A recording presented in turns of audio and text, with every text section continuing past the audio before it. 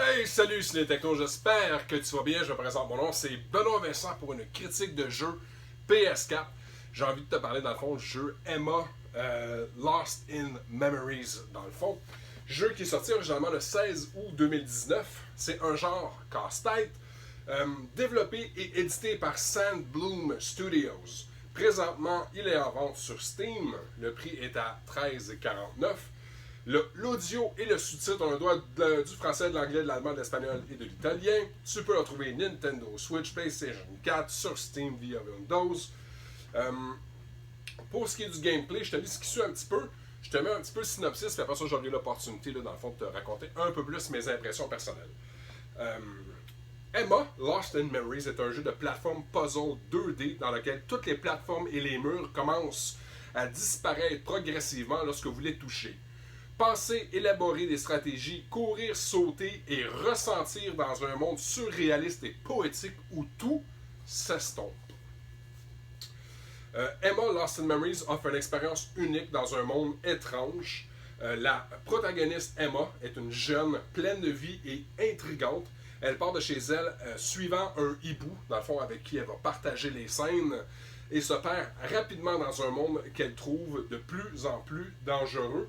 Si tu regardes mon article, je t'ai mis le lien pour le site web, la page Facebook et compagnie, là, aussi, où te le procurer via Steam si ça t'intéresse. Quand ils disent que c'est poétique, c'est vrai. C'est un jeu que, tu sais, je sais pas si tu te souviens, le film Labyrinthe avec Jennifer Connelly, fait par les Hanson.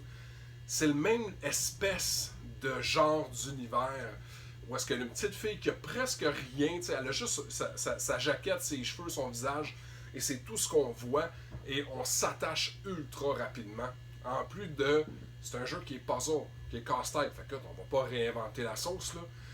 De fois en fois, de tableau en tableau, c'est super important de bien réfléchir à son plan de match avant de passer à l'action, parce que sitôt que tu fais un déplacement, les murs, les planchers, tes plateformes, tout disparaît sous tes pieds. C'est un jeu qui regorge de charme. Je vais être totalement franc avec toi. Le 15$, je l'aurais payé. Honnêtement, je l'aurais payé. Il est vraiment trippant, ce petit jeu-là. J'ai eu l'opportunité de jouer via PS4. La seule chose qui, moi, puis là, je trouve une tranche de vie, là, ça n'a pas rapport avec le jeu, là, c'est moi et mes bébelles. La seule chose qui est un petit peu plus difficile dans mon cas, c'est que j'ai un téléviseur qui est un peu plus vieux. Puis l'écran, elle est un petit peu agrandie. Fait que par moment, dans certains jeux, je perds des rebords.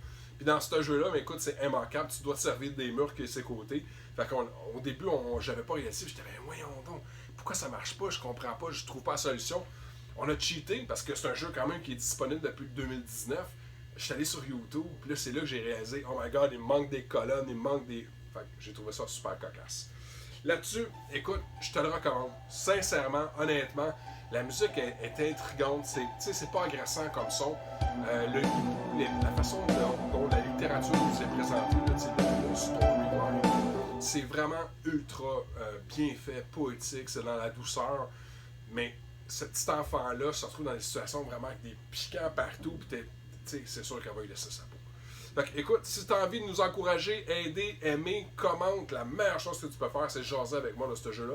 L'as-tu déjà acheté ou est-ce que ça fait partie de tes choix dans un prochain petit jeu indie? Là-dessus, bye mon ami, bon jeu.